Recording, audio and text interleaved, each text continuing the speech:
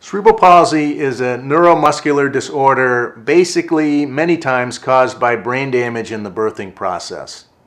Cerebral palsy can be caused by lack of oxygen to the brain, which is also known as HIE, or trauma to the brain caused by forceps or vacuums or a traumatic delivery. There are a couple ways to know your child suffering from cerebral palsy. Cerebral palsy occasionally can be diagnosed in the first month of life, but many times it's not diagnosed for a year or two, a couple years. So things to look to in your child: is your child developing normally? For instance, is your child walking at about a year and talking? Does your child have fisting? A lot of times children with cerebral palsy will hold their hands like this. Are they toe walking? Do they have tightness of any of their muscles? There are several types of cerebral palsy. Cerebral palsy can be diplegic, which would involve just the legs, hemiplegic, which would involve one side of the body.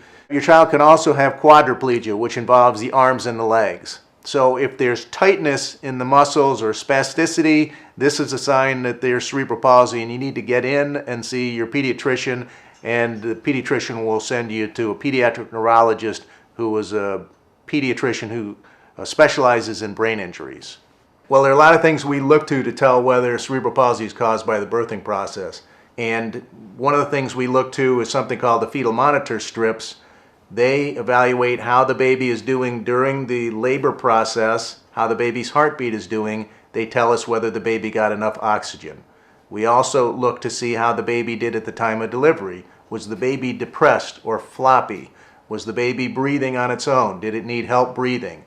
Then we look to the records, the baby's records, and we determine whether did the baby suffer seizures? Did the baby get put on life support? Was there a prolonged hospitalization?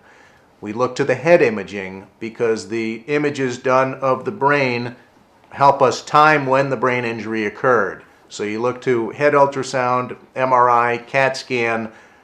If there's damage, when did that damage occur? And you can tell when the damage occurred based on what you see on the head imaging. You also look to EEGs, which tell us whether there are seizures in the process after birth. And in addition, we look to the lab studies. Blood is taken from the baby's umbilical cord, and many times that will tell us if the baby didn't receive enough oxygen. So these are all things we look to tell whether cerebral palsy was caused by something that happened during the birthing process. Another thing you look at to see whether cerebral palsy was caused by something during the birthing process is whether vacuum extraction was used, whether forceps were used, was there a prolonged labor process. If you suspect that your child's cerebral palsy was due to something that happened in the labor or delivery process or something after birth, you can call us or go to our website at www.abclawcenters.com. We answer questions like this for people every day, and I'm sure we can help you out too.